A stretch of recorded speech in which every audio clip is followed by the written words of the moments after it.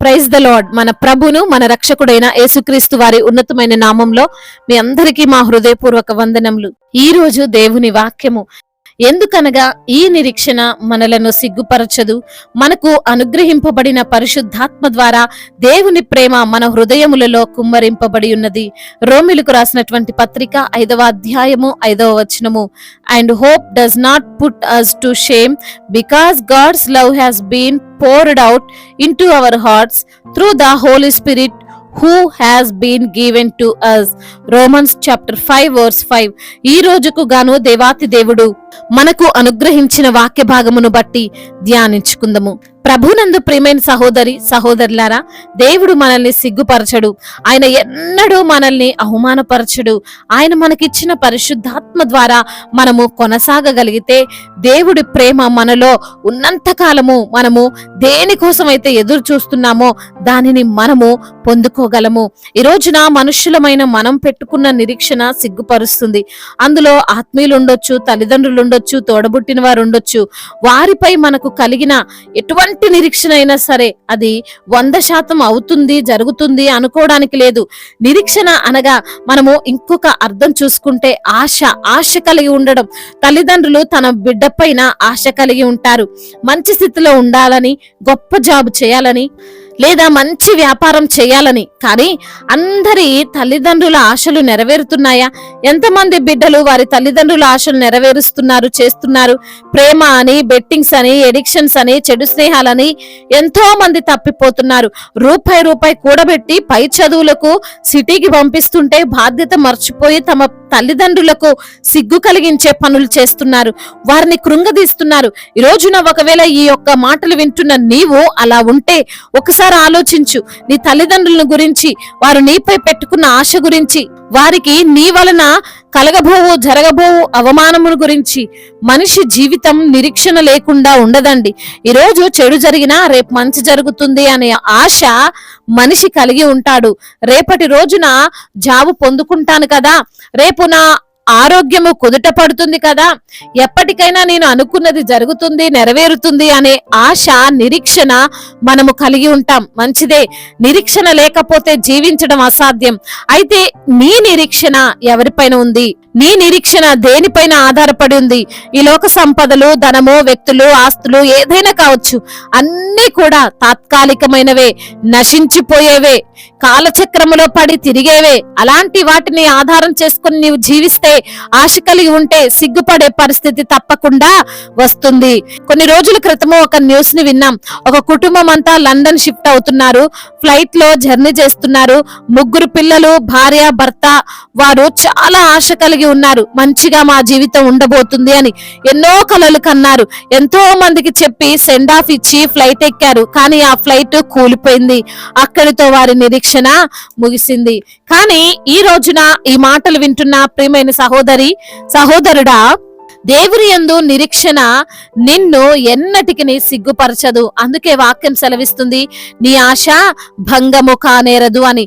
రోమీలకు పౌలు భక్తుడు వ్రాస్తూ అంటున్నాడు, ఈ నిరీక్షణ అని.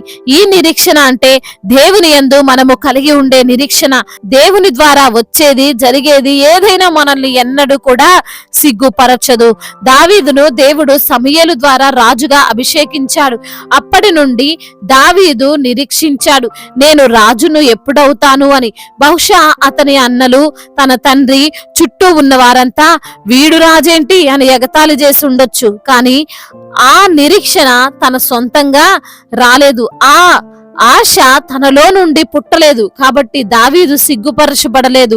ఒక సాధారణ గొర్రెల కాపరి అని పిలువబడే దావీదు మహారాజుగా పిలువబడ్డాడు. చరిత్ర పుటాల్లో నిలిచిపోయాడు. ఈ రోజున ఈ మాటలు వింటున్నా నా ప్రియమైన సహోదరి సహోదరుడా, నీవు దేని గురించి నిరీక్షిస్తున్నావో అది జరగాలి అంటే, నీవు సిగ్గుపరచబడొద్దు అంటే నీ నిరీక్షణను దేవుని వైపు మరల్చు. దేవుని వైపు చూడు.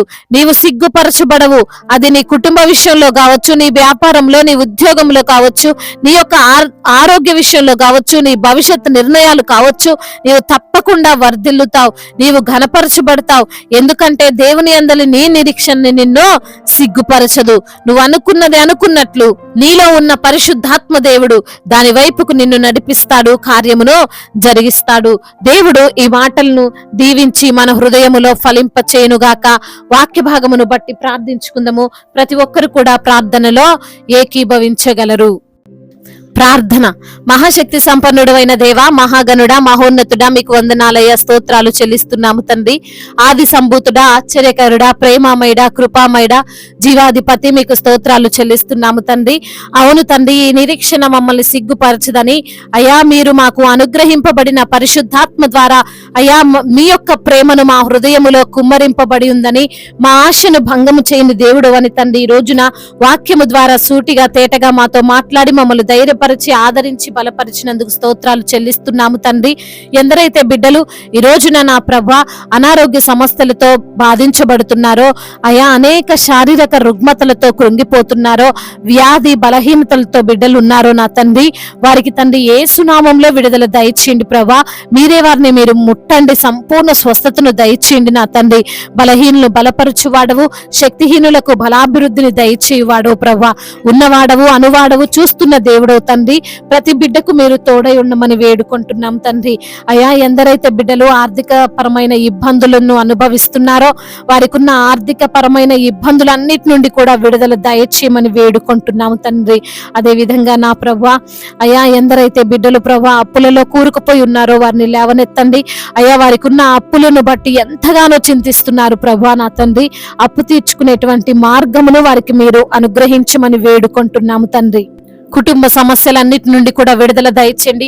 కుటుంబంలో తండ్రి నెమ్మదిని దయచేయండి. అయా, భార్యాభర్తల మధ్య విభేదాలను తొలగించండి. అన్నదమ్ముల మధ్య ఆస్తి తగాదాలన్నిటి నుంచి కూడా విడుదల దయచేయండి ప్రభా.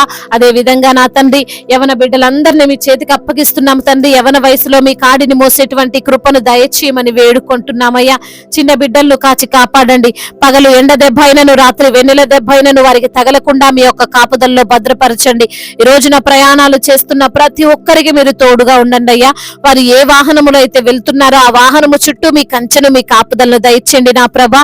వారు వెళ్లే పనులన్నిటినీ సక్రమంగా పూర్తి చేసుకుని తండ్రి క్షేమంగా అయ్యా గృహానికి చేరుకోవడానికి సహాయమును దయచేయండి తండ్రి. రక్షణ లేని బిడ్డల కొరకు ప్రార్థిస్తుండగా రక్షణను దయచేయండి నా దేవా. అదే విధంగా నా ప్రభా, ఎందరైతే బిడ్డలు మారు మనసు లేక ఉన్నారో ప్రభా, వారికి మారు మనసులు దయచేయండి తండ్రి. బాప్తిసం తీసుకోవడానికి కృపను అనుగ్రహించమని వేడుకుంటున్నాము దేవా. అదే విధంగా నా ప్రభా, ఈ రోజున ఎందరైతే బిడ్డలు ప్రభా బిజినెస్ చేస్తున్నారో ప్రభా, నష్టపోయిన స్థితిలో ఉన్నారో నా తండ్రి, ఆ నష్టాన్ని లాభకరంగా మార్చమని వేడుకుంటున్నామయ్యా. కూలి పని చేసుకునే వారిని దీవించండి, చేతి పని చేసుకునే వారు అందరిని ఆశీర్వదించండి ప్రభా. అయ్యా, మీ మెండైన దీవెనలు ప్రతి బిడ్డ పైన కుమ్మరించమని వేడుకుంటున్నాం అయ్యా. సంతానం లేక బాధపడుతున్న బిడ్డలు ఎందరో ఉన్నారు ప్రభా, వారికి సంతానాన్ని దయచేయమని వేడుకుంటున్నాం ప్రభా. అదే విధంగా నా తండ్రి, ఇప్పుడే పుట్టిన చంటి బిడ్డలు కూడా మీరు దీవించండి, మంచి ఆరోగ్యాన్ని దయచేయమని వేడుకుంటున్నామయ్యా. అదే విధంగా నా ప్రభా, గర్భిణీ స్త్రీలను మీరు దీవించండి అయ్యా. తల్లి బిడ్డలకు క్షేమాన్ని దయచేయమని వేడుకుంటున్నాం తండ్రి. అదే విధంగా నా ప్రభా అయ్యా, దేశాన్ని అధికారులను మీరు దీవించండి. మీ యొక్క తండ్రి కృప, మీ కనికరము, మీ కటాక్షము మా భారతదేశం పైన అయ్యా ఉంచమని వేడుకుంటున్నాము. అధికారులకు తండ్రి మీ యొక్క జ్ఞానాన్ని దయచేయమని బ్రతిమిలాడుకుంటున్నాం. న్యాయమైన పాలన వారు జరిగించుటకు కృపను అనుగ్రహించమని వేడుకుంటున్నామయ్యా. దైవజనులందరినీ మీరు దీవించండి అయ్యా. వారిని పేరు పేరున మీరు ఆశీర్వదించండి ప్రభా. మీ పరిచర్యలో వారు అయ్యా ఎంతగానో తండ్రి అయ్యా శ్రమ పడుతుండగా తగిన ప్రతిఫలాన్ని వారికి మీరు దయచేయండి నా తండ్రి. అనేక ఆత్మల విషయంలో తండ్రి మీ రాజ్య వ్యాప్తి కొరకు పని చేస్తుండగా నా తండ్రి అయ్యా, మీరు వారికి తండ్రి ఇంకా బలం ఇచ్చి శక్తి ఇచ్చి ప్రభా వాడుకోమని వేడుకుంటున్నాము తండ్రి. అదే విధంగా సువార్థికులను బలపరచండి అయ్యా. మీ ప్రేమను బట్టి ప్రభా వారు చేస్తున్న పరిచర్యను తండ్రి మీరు జ్ఞాపకం చేసుకోండి ప్రభా. అంచెలంచెలుగా వారిని వృద్ధిపరచండి అయ్యా. ప్రతి ఒక్క సంఘానికి మీరు శిరస్సై ఉన్నారు తండ్రి. అవునయ్యా. అయ్యా, మీ యొక్క రాకడలో ప్రతి ఒక్క సంఘం ఎత్తబడుటకు సహాయమును దయచేయమని వేడుకుంటున్నామయ్యా. మీ మెండైన దీవెనలు తండ్రి అయ్యా కుమ్మరించమని అయ్యా బ్రతిమిలాడుకుంటున్నాము తండ్రి. అదే విధంగా నా తండ్రి, చెప్పుకోలేనటువంటి బాధతో విరిగి నలిగిన హృదయముతో ఎందరైతే బిడ్డలు మీ సన్నిధిలో మొరపెడుతున్నారు వారి మొరలన్నిటిని మీరు ఆలకించి వారికి సమాధానం అనుగ్రహించమని అయ్యా. అదే విధంగా నా ప్రభ, ఇతర దేశాల్లో ఉంటున్న బిడ్డలు ఎందరో ఉన్నారు ప్రభ అయ్యా. మీ మెండైన కృప ప్రతి బిడ్డ పైన కుమ్మరించమని వేడుకుంటూ తండ్రి, ఇంతవరకు చేసిన ప్రార్థనంతటిని మీ పాద సన్నిధిన చేర్చుకోమని మానాథుడు, సర్వశక్తిమంతుడు, సజీవుడు, బలవంతుడైన యేసుక్రీస్తు వారి ఉన్నతమైన నామంలో ఈ ప్రార్థనను అడిగి వేడుకొని పొందుకొని ఉన్నాము మా ప్రియ పరలోకపు తండ్రి. ఆమేన్. ఈ రోజు పెళ్లి రోజు మరియు పుట్టినరోజు జరుపుకున్న వారందరినీ దేవుడు దీవించి సకల మేలులతో, సకల ఆశీర్వాదములతో, కృపాక్షేమములతో, శాంతి సమాధానముతో, మెండైన దీవెనతో దేవుడు మిమ్మల్ని నింపునుగాక. మీ యొక్క ప్రార్థన అవసరతలను మాకు తెలియజేయగలరు. మీ కొరకు మేము తప్పక ప్రార్థిస్తాము. మొదటిసారిగా మన యొక్క ఆదరణ వాక్యం చూస్తున్నట్లయితే తప్పకుండా సబ్స్క్రైబ్ చేసుకోగలరు. ఈ వాక్యము మీకు ఆశీర్వాదకరంగా ఉండినట్లయితే అనేకులకు కూడా ఈ వాక్యాన్ని పంపి మీరు కూడా దేవుని యొక్క రాజ్య సువార్తలో పాలిభాగస్తులు కావాలని దేవుని పేరట మనవి చేసుకుంటున్నాను. దేవుడు మిమ్మల్ని ప్రేరేపించినట్లయితే విశ్వాసముతో సాగుతున్న ఈ పరిచర్యను ప్రోత్సహించండి. May God bless you all. దేవుడు మిమ్మల్ని దీవించి బలపరిచి స్థిరపరచునుగాక.